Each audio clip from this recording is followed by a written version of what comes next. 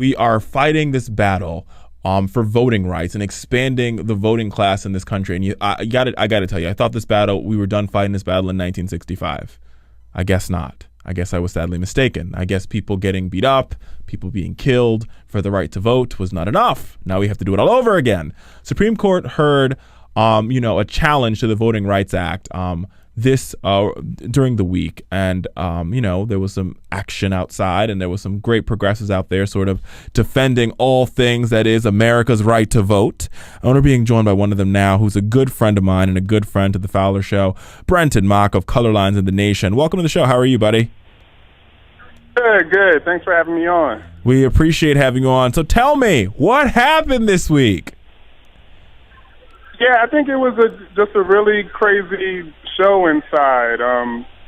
Justice Antonin Scalia really was saying some really provocative things, basically about how he thought the Voting Rights Act was a racial entitlement.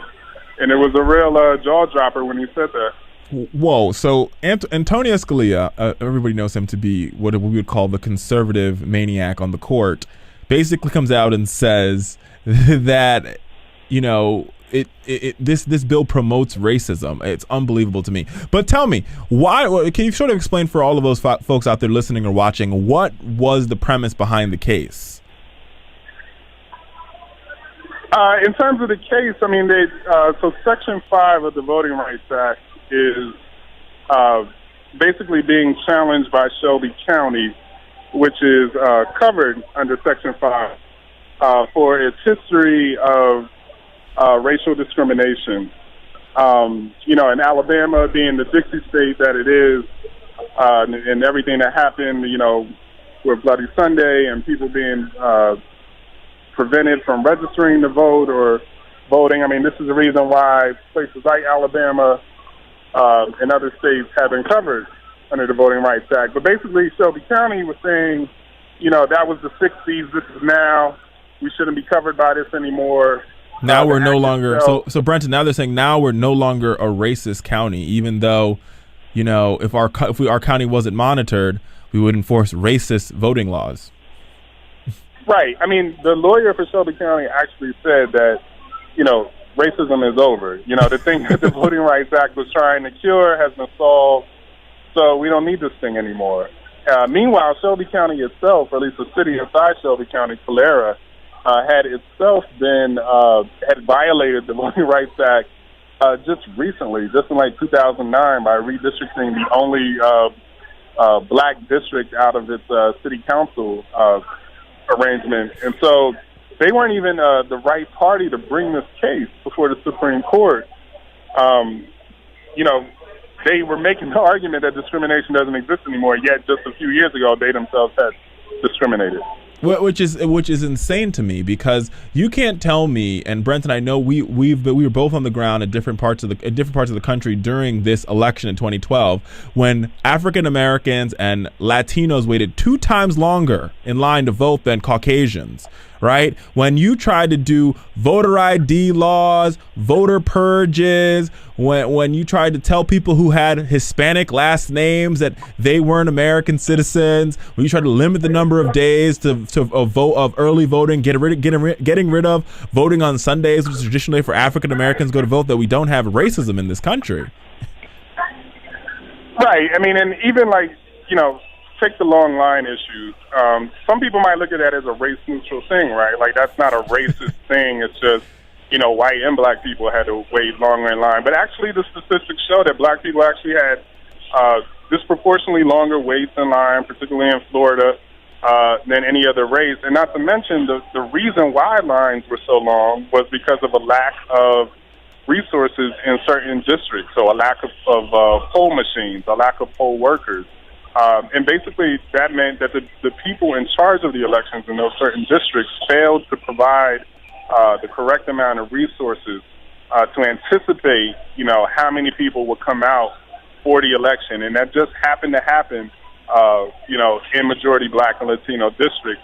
And that's the same thing that used to happen in 1965 and before then. There were certain districts where the county supervisors of elections just chose not to, have as that many workers, not to have that many ballot books available because they didn't think that black people were going to come out to vote, or they didn't want black people to come out to vote. And so when black people did come out to vote, they had to wait in long lines. So we're actually looking at the same problems today that we did before 1965 when the Voting Rights Act was passed. Well, I mean, and I think that's totally the point. That is totally the point, that we're looking at the same type of problems. And like I said before when we started this interview, we're looking at the same type of problems after people done died, people they've shed blood for these things. People have fought so hard for the right to vote, and we've seen nothing but obstruction from Republicans to limit African Americans and Latinos' right to vote. And I think the fact the Supreme Court is even hearing this case, to me, Brentin, sort of speaks volumes to how our country seems to be regressing because of, Tea Party and racist nonsense. Well, I mean, this is just really a symptom of white privilege. And I think white privilege has really been enabled by the fact that we have a black president, right? I mean, there are a lot of people who exhibited white privilege, but before Barack Obama was elected. But once Obama was elected, it was like, well, we can really pull the covers off, because at the end of the day, we can always say that we just voted for Obama, And so what happened in the Supreme Court this week was just like that on steroids, right? Like, wow. Now it's like, that. We don't even need voting rights protections for minorities anymore, because you have a black president. The Shelby County lawyer was saying you have all these black elected officials who have been elected in Alabama, so there must not be any racism anymore, which doesn't make sense, obviously. My response, Brentin, #Jesus take the wheel. Now tell me something.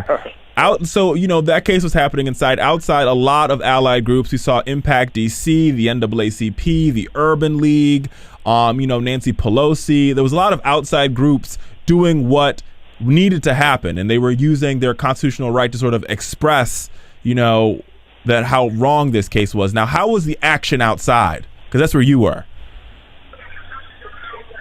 Oh, I was inside. Oh, you were inside. Okay. I was out, but yeah, I was inside. But I went outside also, and quite frankly, I think it was great. You saw Al Sharpton, you saw Ben Jealous, and in fact, all of the great civil rights lawyers and advocates of our present day and of our of yesterday were out there.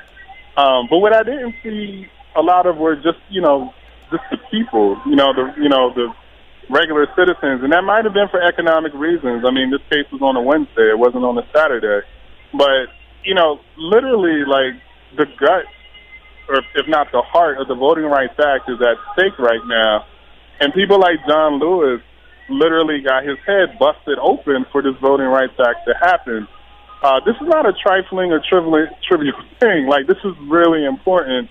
And I think I actually hope that there was going to be a lot more people out there. But, I can understand there's other things going on. I mean, there's this sequester cloud hanging over people's heads. And, people are kind of spread thin right now. Brentin, I got to tell you, I agree with you. And you could use trifling on the Fowler Show. We'll accept it. And I think you're right. And I think this is a very, very important thing that we have to understand as Americans, is that people are trying to take away our rights. Black folk, Latino folk, they're trying to take our rights away. We've got to fight back. And we just can't let our civil rights leaders fight this fight alone. This is our fight, because guess what?